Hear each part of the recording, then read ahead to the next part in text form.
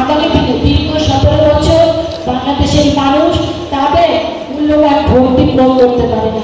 বাংলাদেশের জনগণ হচ্ছে বাংলাদেশের মালিক এবং এই মালিকানা প্রমাণ করার প্রথম ধাপ হচ্ছে তাদের মূল্যবান ভোট প্রয়োগ।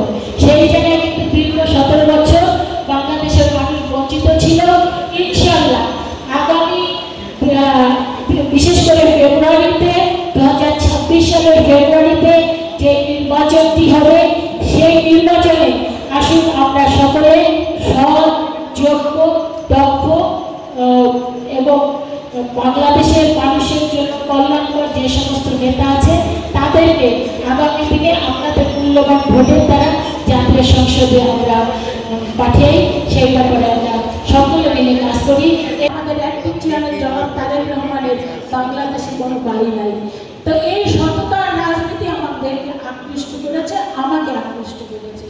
আমি সেই পথেই হাঁটতে চাই, আপনাদের কাছে দায়িত্বহীন ভাষায় বলতে চাই।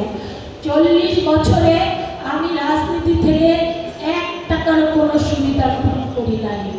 আগামী 40 বছর বেঁচে থাকলেও আমি কোনোদিন রাজনীতি থেকে কিছু সুবিধা নিব না।